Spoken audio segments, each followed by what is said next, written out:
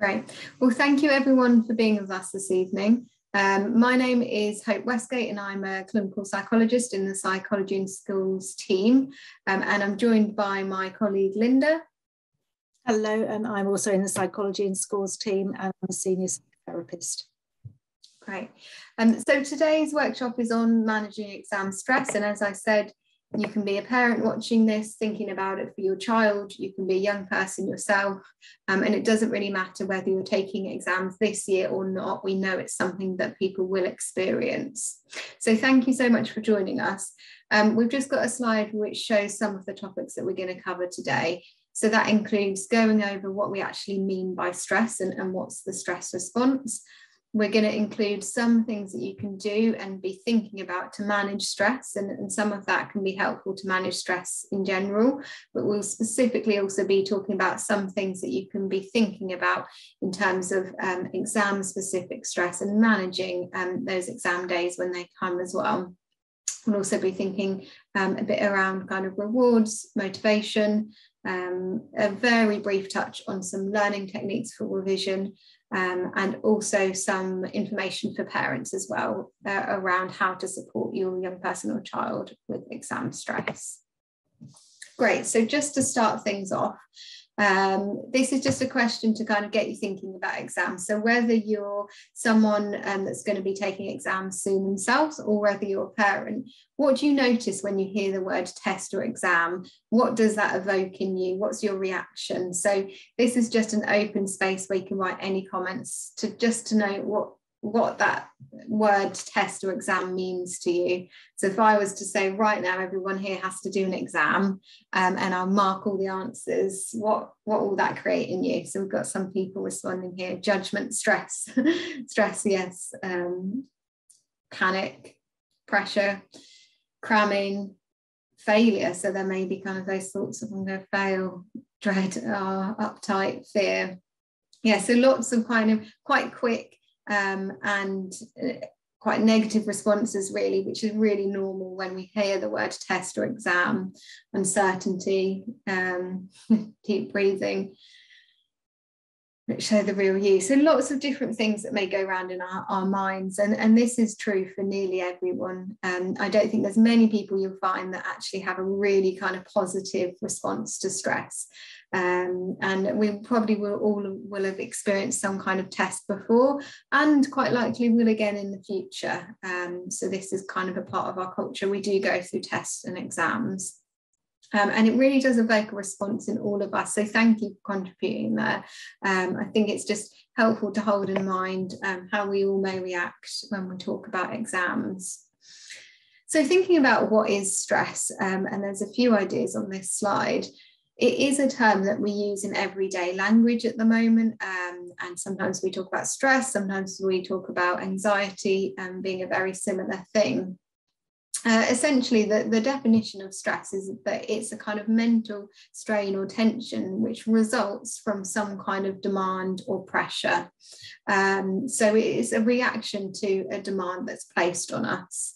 And I think what's also useful to bear in mind is the definition that often stress occurs when there's a discrepancy between the demand and the resource we have to deal with that demand. So if we feel like there's a big pressure or demand that's put upon us, and actually our resources and our coping skills or our time that we have to manage that is actually quite small, then there creates a big difference, and often stress can arise in that context.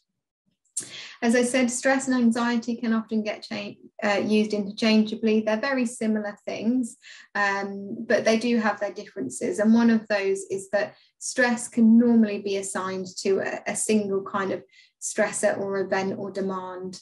And after that has passed, it resolves. So if we're thinking about exam stress, we would expect that resolves after doing the exams, whereas anxiety, that may not be the case. It may not be tied to one thing and it may not pass after that. It's also important just to note that stress is both kind of emotional and physical. So it does have a physical impact on the body. And that's something we'll go into today. But one of the reasons for that is that when we're stressed, we get a rush of adrenaline, and that can be quite tiring for the body, and do lots of things for us. Often when we experience stress, we often experience lots of other emotions, and generally just have that sense of being really overwhelmed.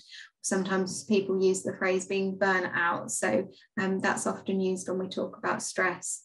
And also we may have lots of different thoughts around it. And some of you, when I said what comes to mind when someone says to you test or exam, labelled some thoughts that you may have, like, am I going to fail, or I can't do this. So those are really common with stress as well. So this is just a kind of brief definition of what stress is, and you may be able to think now how it relates to you, and is this what you think of when you think of stress? So stress is kind of all around us. We all experience it in our lives. And one of the important messages is actually it's really normal and quite healthy. So stress is a natural response to experiencing some challenging situations. And actually sometimes a certain amount of stress is good for us. So within our lives, we're all going to experience some challenging situations and some stress. So actually, if we get used to being able to tolerate some of those small levels of stress, that can help us build resilience in the long term. So that means that we start to develop skills of how to manage it. And that is a life skill that we then build upon. And sometimes people actually say they need a little bit of stress in their lives because it kind of helps them, make them feel challenged, or gives them energy or motivation to do things. And so that goes on to this second point, that actually sometimes moderate or small amounts of stress can be quite helpful, and we can use them to our advantage. So if we think about exams specifically, a moderate amount of stress can actually help us with motivation. And if we took away stress entirely, so we had no stress, some students say actually they probably wouldn't kind of pick up their pen or revise, or they'd get distracted by something else. So actually having a little bit of stress or deadlines is helpful for them in some ways. We also mentioned that with stress comes adrenaline, and actually that can be helpful in some ways, for example, giving us energy. So often when people actually sit their exam and there's lots of adrenaline pumping around their body, they will note that they got more done than they expected to, or that they were ever able to achieve in their mocks. And that's because of that additional adrenaline rush giving you energy. So actually, there are some really helpful ways to look at stress, and we can use it to our advantage. It's also very common. So when you're in the exam hall, the chances are that nearly everyone in that hall will have experienced stress as well, whether that's when they've been revising, prepping, or on the exam day. The large majority of young people say that exams cause them stress. So it's very normal and it's very natural. As I said, stress can have quite a physical response on us. And that's because when we have that acute stress, it releases the adrenaline. And this makes our body go into what we call fight, flight, or freeze mode. And this is where it often has overlaps with anxiety. So when we've detected a threat, and our brains will often see stress as a threat, they'll put our bodies into this fight, flight, or freeze mode, which means that our bodies are geared up to kind of run away from the situation, or fight our way out of the situation, or sometimes just freeze. And that response has been put there because it helps with our survival, and it can be helpful for dealing with threats. Although with a lot of the stresses and threats we experience now, we don't need such a physical response. But that's just to kind of notice where that physical response comes from. So it's the body going into its stress state and trying to help us. So we may experience an array of physical things when we're stressed. So that may be our heart pumping a little bit faster, our breath changing. Sometimes we become quite tense, and you may notice that your body aches. So this can happen when we feel stressed. And as I said, some amount of stress, a small to moderate amount of stress, can be good. It can be helpful. But there is a point where stress actually starts to tip into being a little bit more unhelpful than it is helpful. So if that stress is really prolonged or is quite intense, actually what that can cause is even more physical symptoms. It may even result in people feeling like they can't focus or concentrate on anything. And at that point where it's really impacting on us and prevents us from doing the things that we need to do, like sitting an exam, that's when the stress is kind of toppled over into that kind of too high state, and maybe more unhelpful than helpful. So I guess the task is noticing where stress arises, and trying to keep it from getting to that high level, and balance it out. So that's what we're going to try and help you think about today in terms of preventing those levels of stress, and help keep it more at a manageable level. But this slide here is also just to kind of note all of the other situations stress appears in. So it's not just exams. We know that athletes often talk about all the stress they have in competitions. Equally, you'll see it in your everyday life. There'll be stressful situations you come up across, which aren't just exams. You'll see it on the TV if you've ever watched a cooking competition, the stress that arises in the kitchen. And essentially, stress can occur when something's really important to us. So there is that link when we're stressed, it's maybe because there's something that's really important or really meaningful to us. And it can be helpful to notice what that is and why your stress is there. Again, noticing that it's not always such a bad thing. So how do you know that you're stressed? So this is something you may want to think about, or if you're with someone at the moment, you can talk to them about. But it's really helpful to start knowing how you know you're stressed, because actually, as soon as you notice that, then you can make the choice to do something. But if we don't really know of our signs, then it's hard to get in there early. So do you have physical signs, and what are they? How does your body change when you're stressed? Do you get any of those negative thoughts go through your mind of thinking about what's going to happen, thinking about the future? Do you do things differently? And often our behaviour will be shaped by our emotions. So what do you do with stress? How do you manage it? What's your reaction to stress? Does it show up in other emotions? And quite often it can show in other emotions. So we may experience anger or anxiety or feel really upset. And underneath there is that stress, which has led to kind of increased irritability. And how would other people know that you're stressed, or would they? Would they know? Is it something that you have to tell them, or are there signs that they can look out for as well, so that they can help you keep stress, kind of checking on it?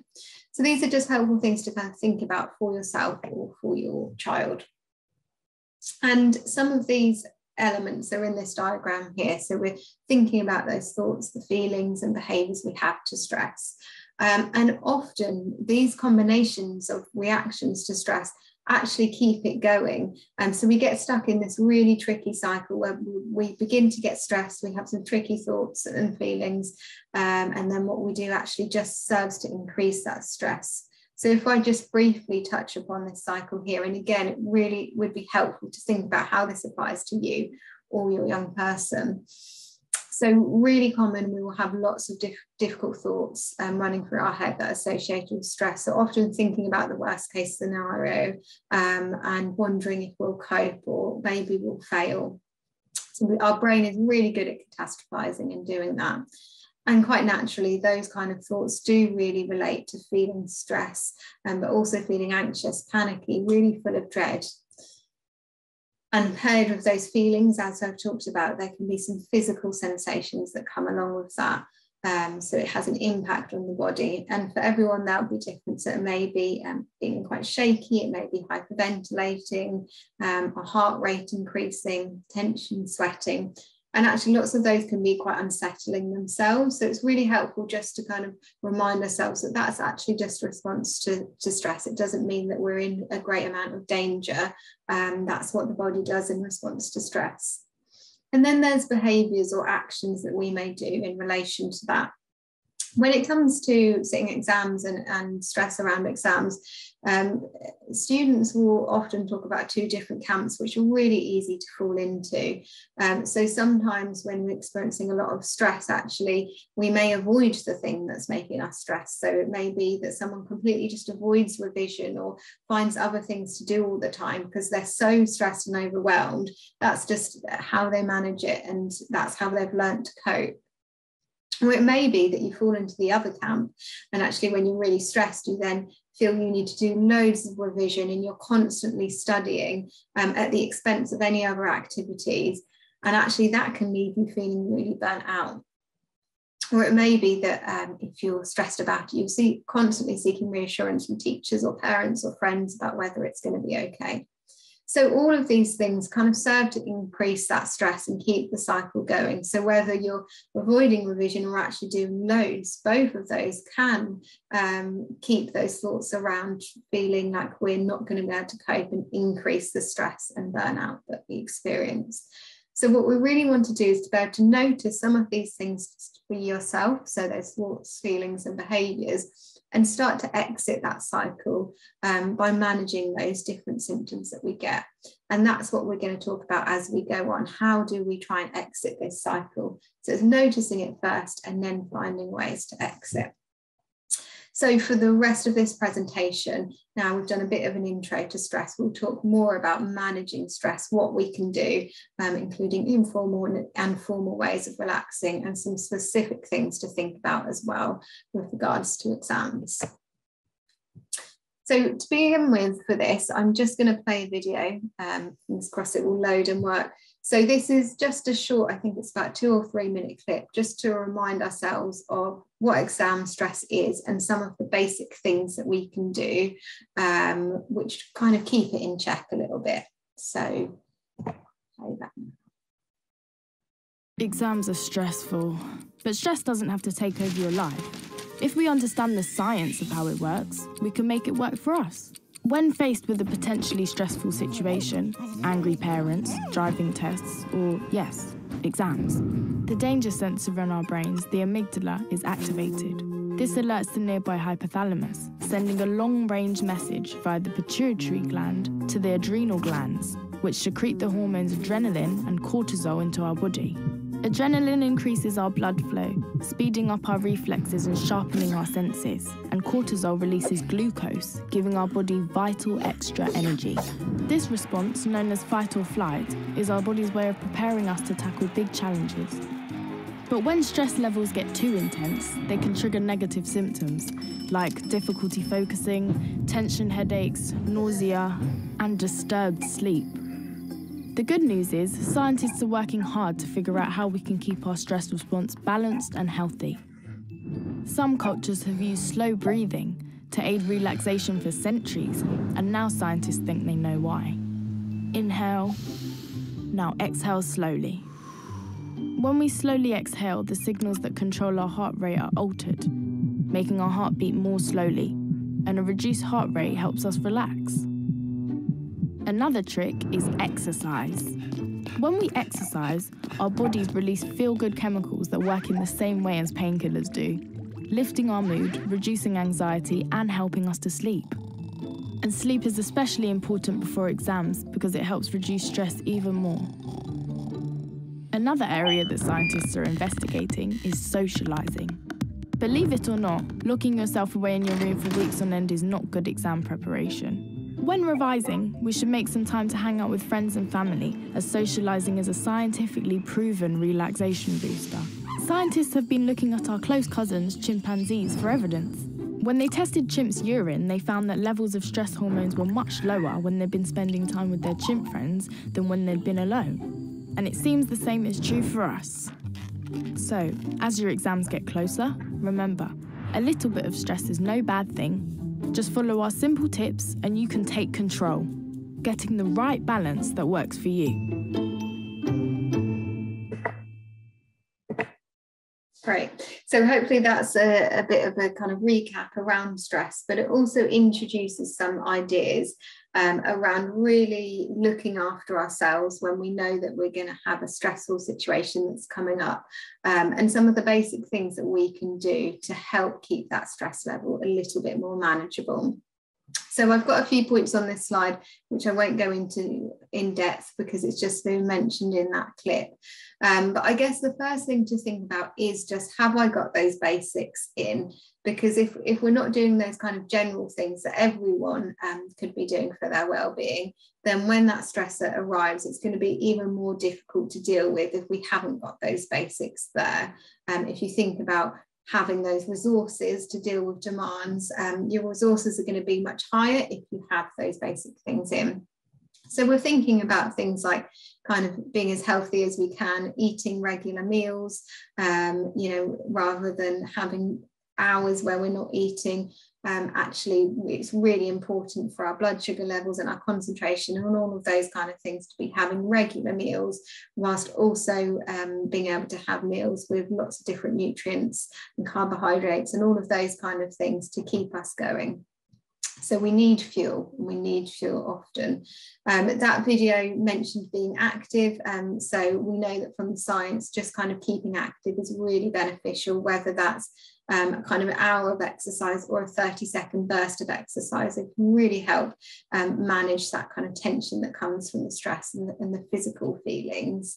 And as the video showed as well, having time to connect with others. And it's something that can sometimes hide away a little bit when we've got lots to do and we're stressed, but actually generally humans need to connect, and that time to connect can really be helpful for managing stress. What I'll talk about a little bit more is sleep, because it gets mentioned as a real common difficulty, generally getting enough sleep, but particularly when exams are coming up.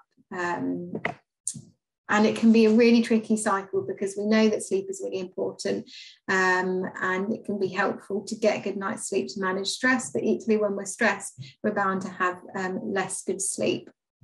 So there's just a few kind of brief do's and don'ts on sleep, but we do have another YouTube recording on sleep if you want more information. Generally, people find that if they're revising up until bedtime, and that's quite common if people are trying to cram things in, it is not always very helpful for their sleep. So the reason for that is because our brain is being activated right until we go to bed.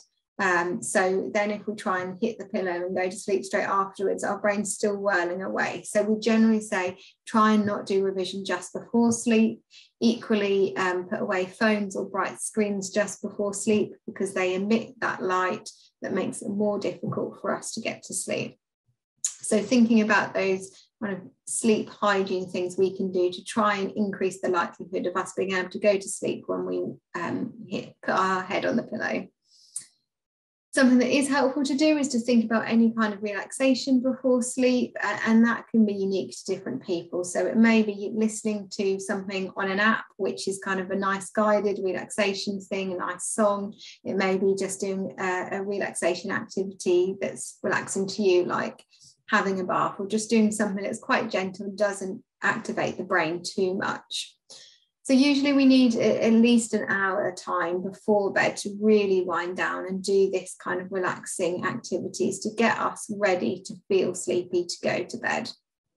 So all of these things are just increasing our chances of being able to sleep properly. But we do know, as much as you do all of these things, it can still be really tricky, and especially if you know you've got something the next day, the brain may keep going back to it. So just to note here that sometimes people can find it quite helpful just to have a notepad or something like that next to their bed. So if there's a recurring theme that keeps coming up in the mind, maybe thinking about a revision topic that you really need some more answers on, or something you need to do, just to note it down on a piece of paper or something like that. So you've told your brain, okay, I am going to pay attention to you, it's there. But I'm going to pay attention to it in the morning when I wake up, so you don't have to keep reminding me. So that's one way just to kind of Stop that repeating in your mind, note it down, and then refocus on something neutral whilst you're lying in bed, whether that's kind of the sounds that you can hear, what you can feel in bed, but trying to keep refocusing back onto something neutral. And if there's recurring thoughts, just put them on a piece of paper to attend to in the morning. So that's kind of quite a quick and helpful tip that some people find really useful, particularly when they've got something quite challenging the next day. As I said, if you want more information on sleep, there's lots of stuff out there, including a YouTube video that we've done ourselves as well. So thinking about relaxation and those more informal areas of relaxation, we just wanted to ask, how do you have fun? So whoever you are on the end of this, a young person or parent thinking about their young person, what do you do to relax or have fun? There really isn't a wrong answer to this. It's just getting you to think about, what actually do I like doing? What do I enjoy, or what gives me a sense of fun? And you may notice some similarities with other people here. So could be kind of watching something, whether that's on TV or at the cinema, video games, and gaming's come up again. You know, lots of people find that really nice, relaxing activity, and actually just helps them go into something different. It helps them zone out to something different, and it's an activity people are really paying attention to in the moment. Lots of really lovely things coming up here: swimming, yoga. So we've got physical activity, we've got socializing, time with friends. That seems to be a big one. Reading, books, music, lots of stuff. So as you can see, everyone has their own things that they find fun. For one person, doing yoga may be really nice. For another person, it's not. So I guess this is just about thinking about, what do I do that I know is fun or helps me relax or gives me a bit of downtime? And that's going to be really important to know for if you're managing stress, because we need to incorporate that time in. So thank you for all your great responses. There's loads coming in. So holding that in mind, thinking about some of those things, we need to incorporate that into our lives generally, because we all need to be doing those things. It makes us happy, it makes us feel good. But particularly when you know you're going to face a stressor. And often when people are stressed, they say, I can't do those things, I don't have enough time, I'm too stressed. But often when you feel like that, that is really the time to try and make some room for it. So it's to incorporate it. And it's about getting the balance right for you. So there may be times where you're doing a lot more socializing and having fun, which is fine. And there may be times, for example, closer to exam season, where you're spending a bit more time working than socializing and having fun. But trying to get a bit of balance in, so not just doing one. So you really, when it comes to exam period, rather than just working, getting a bit of time to do some of those fun activities you just said there. And that can help you concentrate a bit more when you're revising. So people often say it's really helpful to plan in those breaks. So plan in when I'm going to have my relaxation time, and possibly planning in what the activity will be, so that you can commit to that. And then when you're relaxing, you're kind of really getting involved in something, and you can switch off. And that means you're more likely to then be able to focus when you go back to work. So really thinking about what that balance is going to be like for you. And putting it in advance, so you have a bit of a plan, and you're almost giving yourself permission, you know, at these times or at these hours, I'm going to have a bit of downtime, and these are some of the things I can do. So this is really helpful in your preparation. Okay, so I'm just going to discuss a concept which is also really helpful to hold in mind when we're thinking about managing stress, whatever that stress is actually. This is a really helpful thing to hold in mind. And it's called automatic pilot. So have you ever noticed having a shower, for example, and not actually really noticing putting the shampoo and conditioner on, or not actually really paying attention to the shower because your mind is elsewhere? Or perhaps going for a walk, taking the dog out, and not really taking in your route or where you went, and you're not even sure of that. Again, your head is thinking about something that happened in the day, always wondering what you need to do next. Perhaps if you're an adult and when you're driving, you sometimes, if you're going in a really familiar route, you may notice at the end of the journey you didn't pay much attention to that route. It may be that you've read a book and you just passed a chapter and you've read it, but you haven't really taken it in. or you're on your phone and on social media and you're scrolling, but you're not really taking it in. So all of those examples are cases where we may have gone into automatic pilot mode. So what we're doing in that is we're doing a familiar task, and we're kind of doing it, it looks like we are on the surface, but actually our minds are completely elsewhere and doing something else. So they're just kind of thinking over something, maybe about the past and maybe about the future, but they're not really centered on that present moment task. And our brains are really clever that they can do both of those things, but it can also be unhelpful, because it means that if we're stepping into that automatic pilot mode a lot of the time when we're doing activities and thinking about the things that are stressing us, then we never really get a break. Our mind never gets a break or a rest. So it's really, really important when we start to notice when we're going into that automatic pilot mode, so that we can start to exit it and pay attention, and to give our mind some more breaks. So I'm going to explain this a little bit more, but I think the best way to do it is to give you a bit of a chance to do an activity.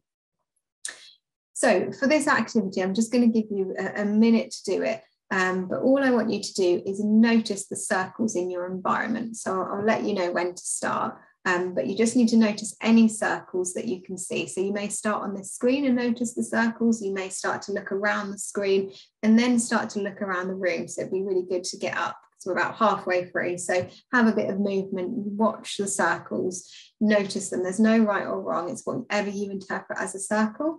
And I won't be asking you how many circles you spot. So it's not a competition, just pay attention to any circles you can see.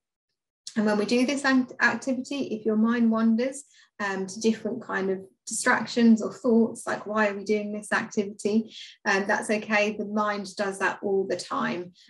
So just notice when your mind's doing that and bring your attention back to the task, which is noticing the circles, just noticing, naming them in your head, what you see. So without saying any more, I'm going to give you a minute now. So please just go ahead, notice any circles you can see, start on the screen and start to look around your room. And I'll give you a minute and then I'll explain the task.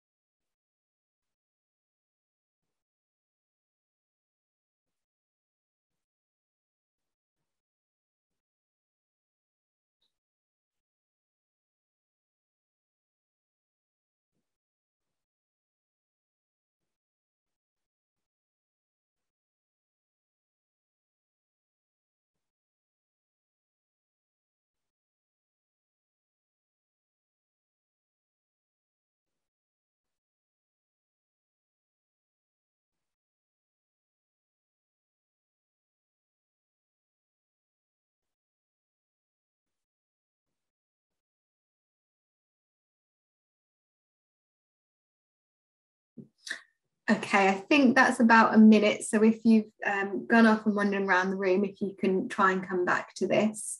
And I wonder what you noticed when you were doing that task. I find if I ever do something like this, I notice so many more circles, for example, than I've ever noticed in the room before. So thank you for doing that. The reason I asked you to do that activity is it's a really good example of what we mean by mindfulness and paying attention to the present moment. So mindfulness is a term that's used quite a lot now, and I think that picture at the top explains it quite well. Sometimes we have our mind full of things, so thinking about all the tasks we need to do or all the stresses that we may have, but with mindfulness we actually just want to be more mindful of what's in front of us in the present moment, so just observing what is there. And this skill is really helpful generally to manage stress, and can also be used to help us get out of that automatic pilot mode where we're just going and doing a task and not really focusing on it because our mind's elsewhere. So actually really deliberately paying attention to something in the present moment. So the main ingredients of mindfulness, just like that task we did there, is bringing attention to the here and now, really focusing on a task at hand, not focusing on the past, not focusing on the future, just one thing that's in the present moment. So as simple as noticing circles in your environment. And the other part of it is just allowing thoughts, feelings, sensations to come and go. So we're not trying to stop them or criticize ourselves if they come up. So if you remember in that task, I said it's fine if you start to have a thought which is off task and not on the circle, that's fine. Our minds do that. They really like to wander and do lots of different things. The skill is really getting used to noticing when they've wandered and just drawing attention back to the task, to the present moment focus. So if your mind wanders 100 times, you can bring it back 100 times. So just noticing when those thoughts or feelings come up and bringing it back.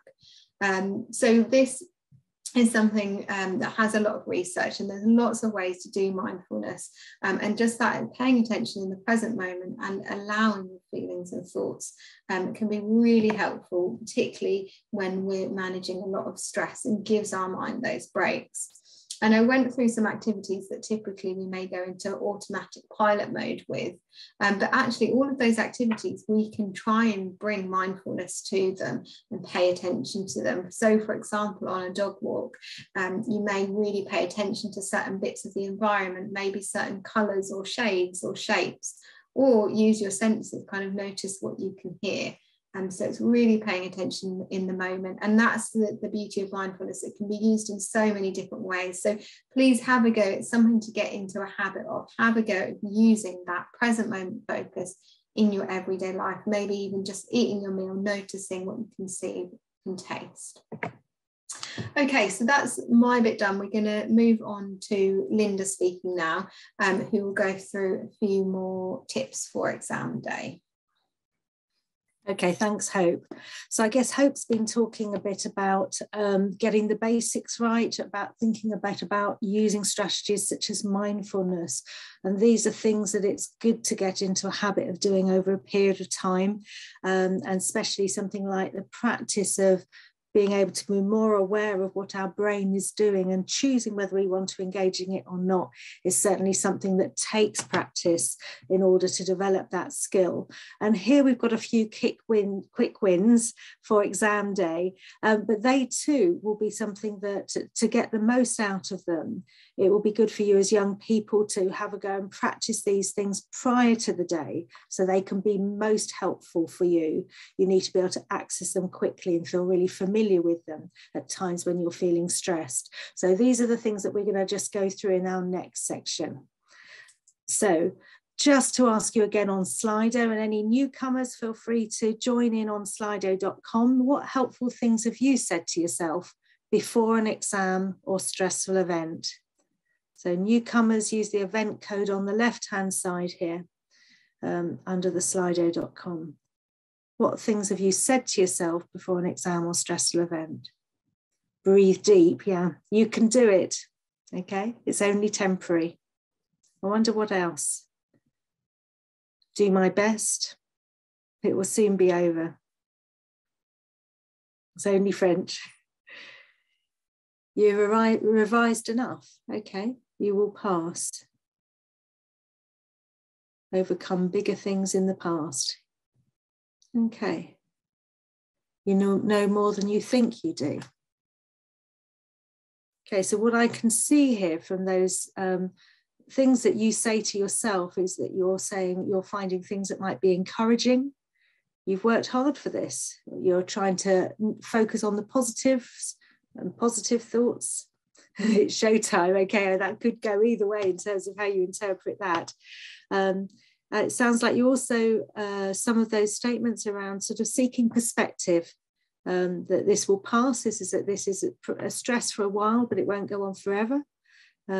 You'll be fine, don't overthink it, okay, yes. So reminding yourself you can do it in some ways.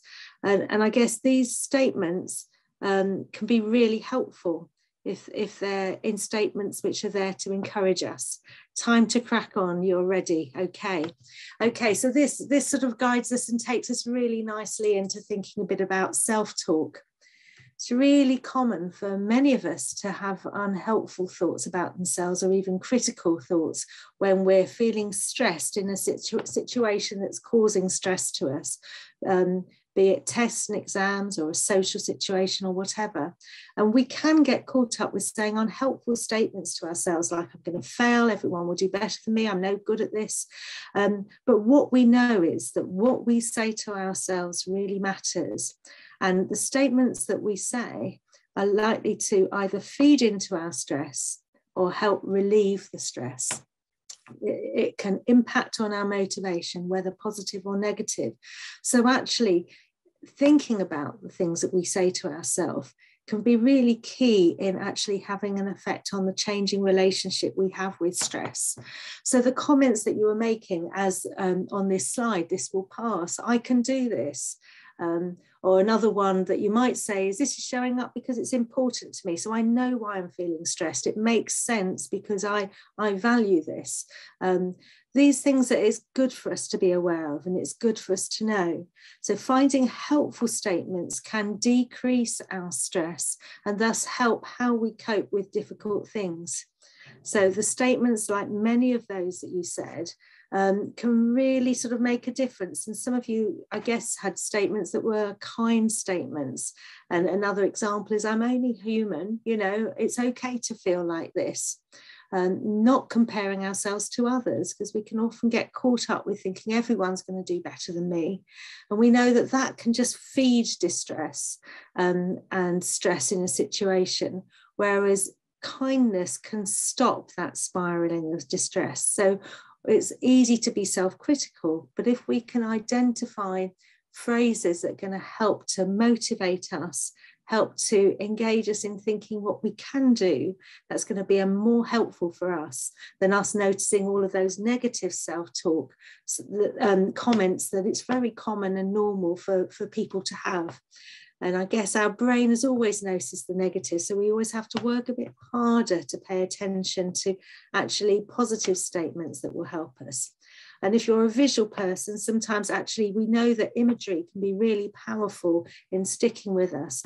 So sometimes imagining a visual picture as something that's a helpful statement can also be really, really useful. And with self-talk, we do know that you can just identify a couple of statements that you feel are really helpful for you and put them as like mantras on your wall, on post-its around your room, or have them on your phone, or have them in your pencil case.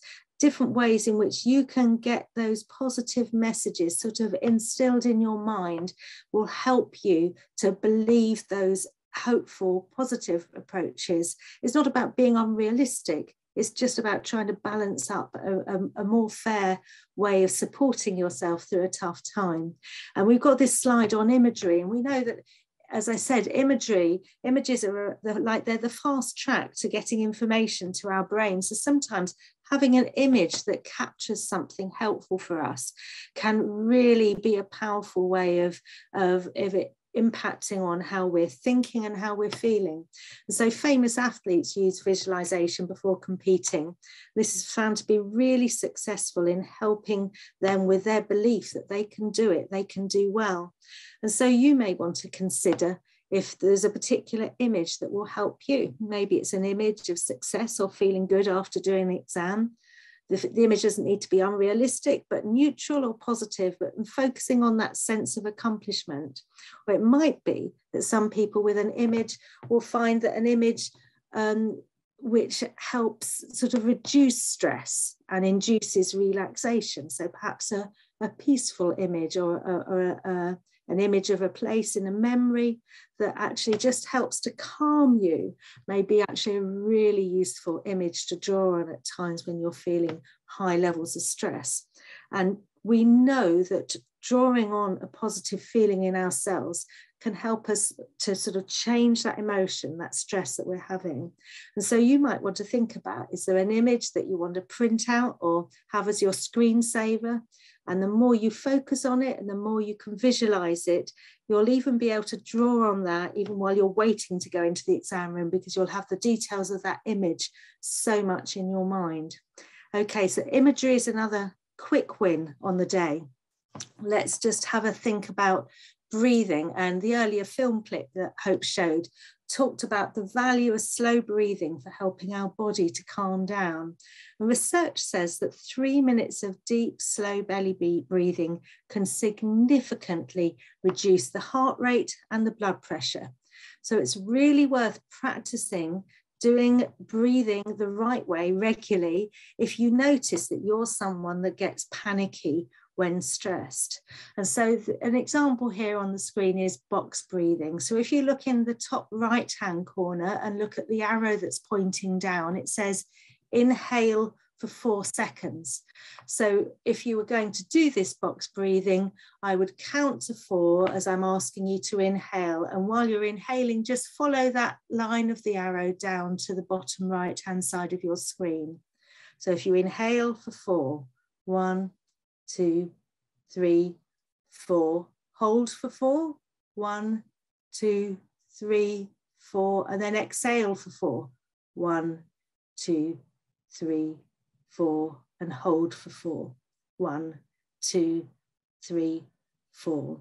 Now that's a really good pace in just trying to slow breathing down. So there's, for most people, when they feel anxious and stressed, that's when you'll see the breathing rate increase, and we need to help settle the body's physiological rate back down so it can be more in calm mode. It doesn't need the adrenaline fueling around the body. And on the right hand side of your screen, for some people, they find visual images or imagery to do the breathing to really helpful. So there's a range of ways you can do them. The Hoberman spheres are those ones that come in and out. So you could practice breathing to that. Some people think about breathing into a balloon as a blowing out and then breathing back in. There's a whole range, or a lion's breath for doing the long, slow, deep breath out.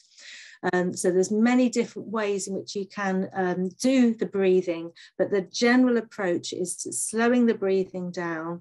And if anything, sometimes you'll see breathing where you take longer when you exhale, and that's a very normal thing to do and very appropriate, as well as you're trying to rebalance the levels of oxygen and carbon dioxide.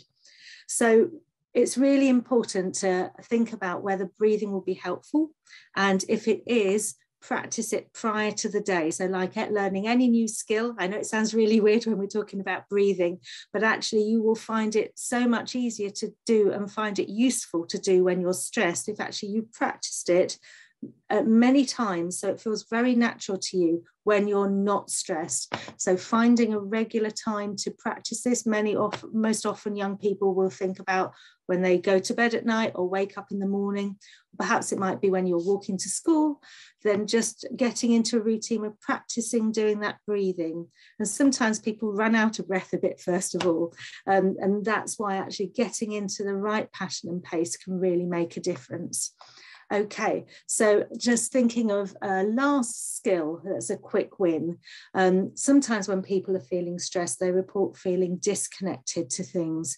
And grounding is a way to sort of reconnect and anchor ourselves as to what's happening in the real time present moment, when sometimes because of our stress and that worry about what's going to happen or what we didn't do in the past, and now we're worried about the future and how we're going to manage this exam, that can really stop us from being in the present moment, as Hope spoke about earlier. And doing a grounding technique that uses our senses can help us to really connect to the here and now. And so in this way, if we can notice what is around us wherever we are, we're able to pull our minds back into the present moment, and in doing that, we actually calm ourselves down. And this is a skill that can be done wherever you are. So you can be doing it when you're in the classroom, at home, on the bus, or you can do that when you're standing outside the exam hall. You can do it anywhere and nobody else needs to necessarily see it. And it's very simple, and we just often use a hand to remind ourselves of the 5 different things that we need to think about. And all you're doing, just like as in Hope's example, you're looking around the room where you are and thinking firstly of 5 things you can see and paying attention to those things. Then 4 things you can feel. So what are the different textures like in your room? 3 things you can hear, That might be both inside the room, and what can you hear just going on outside the room, maybe in the corridor or outside the window. 2 things you can smell. This can sometimes be tricky in the room, but this is making your brain work hard and trying to engage in what you're doing in the present moment, rather than being caught up with those unhelpful thoughts and feelings. And then 1 thing you can taste, and that you might have to be a bit creative and think about 1 thing that you'd would be the worst, most disgusting thing to taste in the room that you're in, if there's no food around, or maybe what would be your favorite thing to taste. So the purpose of this is to try and help your mind to get back in the present moment, to help you feel more grounded, we might say. And sometimes people will notice negative thoughts pop into their head when they're doing this exercise, and actually just noticing that you're having that thought, and then choosing, just as Hope again described earlier, whether you want to engage with that thought, or actually whether you want to bring your mind back to focus on the task you're doing, is the skill that you'll be developing with also doing this grounding exercise. So it brings you into the present moment, and it's starting to train your brain to notice what it is choosing to focus on or not. We've got a link at the end of this slide set of resources, which will give you an opportunity to see what that grounding technique looks like in practice. So I wonder what motivates you and your child to sit an exam even when it's stressful. What's the motivation behind doing it? Food as a treat, that sounds lovely. Someone was quick in there then. Thank you, that's great. My future, yeah. Okay, and another person, future as well. Fear of failure, yes, sometimes it's sort of not wanting to think about the other side of the coin. Yeah, what else might motivate? Okay, finishing what I've started. Yeah, if you've been working towards something, actually getting through to the end. Okay, life plans again, and university, that makes a lot of sense. It will soon be over. So again, yeah, that perspective taking. Reward, I'm wondering what the rewards are. Yeah, paying off all the hard work. Thank you. Yeah, and I think thinking about sort of motivation, next step on the path, a sense of proudness, getting good grades to get a job later in life. Yeah, there's lots of things that can motivate us. And a lot of those will be those internal motivators that are very much personal to us. So if we just move on to the next slide, thanks for contributing there. I guess motivation is important for us all. We all need it to help us to do things. And it can be especially important for the things that are hard for us to do. So maybe getting paid may help you get up for the paper round when you really don't want to get up on an early morning. Or maybe having friends around may motivate you to tidy up. You know, few people like tests and exams, not everyone dislikes it, but I'd say few people probably really like them. And so it really helps us, doesn't it, when there are motivators to help us engage in things which we find hard to get on with. And it's not just the exam on the day, but it's also thinking about the sort of all the process of the study and preparation that can be really hard work. So thinking about your long-term goals and motivations, just as many of you were saying, can be really helpful, and can be a real motivator. And perhaps you might want to use an image like we talked about earlier to remind you if you've got a particular goal or career in mind, or something that you want to do for which you need these exams in order to help you to reach that goal. That can be a real positive, nice way of sort of reminding you of that motivation through that image. But also sometimes when we're planning a long way ahead to do this revision, and it feels like it's a long way away, but school teachers are reminding us all about it from the start of, say, year 11, that can feel really tough, and it can be really hard as we can lose our motivation over time when it feels like such a big goal or so far away, or it just feels too big. And I guess this is where thinking of breaking down what we're being required to do into smaller steps can really help.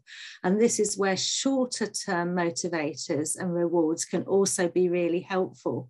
So thinking about sort of having some small rewards for each step in the process, and so can really keep that motivation going for all of us, I think, when it feels like a long journey ahead. And then perhaps finding a bigger reward for the final hurdle, so that can really keep us going at the end. And I guess on the slide are just some little ideas about how to think about doing that. Breaking things down, trying to stick to any plans that you've made, and also shifting the focus from the outcome to actually the input, and recognise that if you've worked hard, then perhaps that's all that you can do at that point. Okay, so just in our final section, I just want to think a little bit about study skills, and again, thinking about that longer term prep for exams. Here you can see that we've got a tower of building blocks on the right, which you might think about as being your behaviours. So I wonder how many of you, if you have set up in your mind that you're going to do some study one day or for a particular week, and then something has got in the way. Maybe you found that you can't find the textbook or the website that you were going to use for it, or your mates have just invited you out, or you've ended up being called on to do some jobs in the family home that needed doing. Often we find that things can get in the way of us doing the things, and especially get in the way of us doing the things that we find hard. And if we imagine the building blocks there as our behaviours, what we know from behavioural scientists are that the top ones, if we think about the top ones as being like our go-to behaviours, they're the ones that we automatically do without really having to think too hard about doing them. And so they're the behaviours that we always naturally go to. So that might be, always go to our phone to sort of go through social media, or we'll always go and have a bit of a lie down on the bed, or we'll always chat to our friends, whatever it is that we'll do. Those are those go-to behaviours. And if we want to make study our go-to behaviour, we've got to work out how to get study higher on that pile, higher on that tower, so it's easier for us to access and do. And I guess the point is what we can learn from this tower is the idea that if we can identify all the little things that will help make it easier for us to do the study, that will help move study higher up that pile of building blocks to nearer the top. So that will help make study become more of a go-to behaviour. So that is going to be different for all of you, but by identifying and setting up all the little things that will help increase the likelihood of you doing study, then you've got more chance of it getting done. So here are some ideas on the slide of what that might look like. Preparing your workspace, making sure you've got the materials available, being realistic in what you're planning, making sure you've got rewards and break time and relaxation in between. All of those things can be really key. And I guess the point is that it's going to be different for each of you. So you need to each think, what do I need to help make this easier for me to get on and do the revision and get study as highly stacked up the tower as possible. And for me, it might be finding out where is the right place when is the right time of day to do it, where I'm not going to get distracted by other things. You'll need to work out for yourself. Okay, and finally on this other slide linked to behavioural change, what we know is that reinforcement, parents and carers and other adults listening tonight, is really key for increasing the frequency of behaviour. So looking for opportunities to positively reinforce any moves towards study behaviour can really get study behaviour higher up that tower block. Reinforcing small steps towards the goal, which we'd call shaping in the behavioural science, is really important when big change is needed. Remember, natural consequences, allow your child to learn from them whenever possible. So rather than automatically helping your child out when they haven't revised, consider allowing them to experience the consequence of how they get on without revising. This is always easier to do before it gets to external exams, I acknowledge, but that will be the biggest motivator for themselves if they realise they haven't done so well, and the reason is because they haven't put the work in. That natural consequence will most likely be a big motivator for next time. So remember consequences and how you can support and reinforce positive behaviours, both the small steps as well as the bigger ones, both through praise and encouragement, but also sometimes tangible rewards can be really helpful. Extra privileges, extra time and attention, a trip out at the weekend, sometimes money is also a helpful motivator. So finding what motivates your child will help to reinforce that positive behaviour around study. Okay, we've got 2 slides that I'm not going to talk to now, but we wanted to include them. We guess that many young people will be more aware of their learning styles and revision styles than perhaps their parents will these days. So we've got some slides, a couple of slides just to help you think about learning, what kind of learner you are, and from working out what kind of learner you are, that will actually help you to work out a bit more about your revision style. So as I said, just 2 slides here, so you can match learning based on your revision style and think, do you need to talk more to others to sort of reinforce your learning, or do you need to listen to others telling you things to help it to digest in your own mind? Visuals important to you, all sorts of things, so that these slides are self-explanatory. Just have a look, and if you feel that this is an area that you need reminding about or you want to support your young person with. And so finally, we're just thinking about you as young people. What can you do if you need extra support around exams and the feeling of exam stress? And I guess it's really key to think about who can support you. Is it family or family friends, or schools have lots of support with tutors, and there's pastoral support help too. And if you're really struggling with exam stress, you might find it helpful to link into Kooth.com, and Suffolk have free access for young people to online wellbeing support, which is a confidential service that people report to finding very helpful. And there's national organisation Young Minds that also has a chat and text service that you might want to access in terms of getting some extra support around exams stress. And so finally, just thinking to parents again, how can you help? I guess it's a key thing as a parent to ask your young person, how can you best support them? What we think might not be quite the same as what they know they would find helpful. There's a reminder that as young people are sort of becoming young adults, and in the teenage years, it's actually more helpful not to manage them, to act as their coach, supporting them on their journey about learning about how to negotiate and manage exams and life skills. We've put a link here to supporting our teenagers with emotions, which some of you parents might find helpful to think about this in a bit more detail. But I guess as parents and carers, being aware of our own stresses and the impact that that can have on our young people who may already be feeling stress is really important. So if we can manage our own stresses and our expectations and enable a calm environment in our household, then we know that will make the biggest difference to supporting and enabling our young people. Remember to focus on the process, that they can only do what they can do, not the outcome. And recognise that our young people may have different values to ourselves, and what's important to them may not be to us. And somehow what's the key role of parenting, I guess, in the teenage years is trying to work out that balance and doing some negotiation around that. But encouraging independent learning will be a really helpful way of supporting your young person with key life skills. And I guess just thinking in this last slide is you can't stop the waves, but you can learn to serve. So as young people, if you can learn to work out how you negotiate managing exams and stress, that's going to be an amazing life skill for you. I know a lot of you have actually experienced lots of tests in the last year or so, despite the lockdowns. So, you know, the idea of testing might not feel so concerning to you as I know it is to some parents.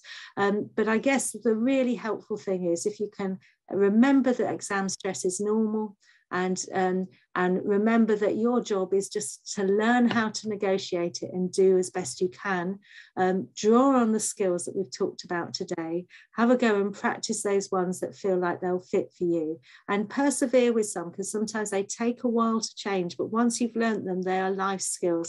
So it's really worth hanging in there, and really prepare for success, but make sure you remember that you've got the support of people around you, and school has a great range of support systems in place, as well as any people that you might also find helpful in your own family or home setup. So seek support.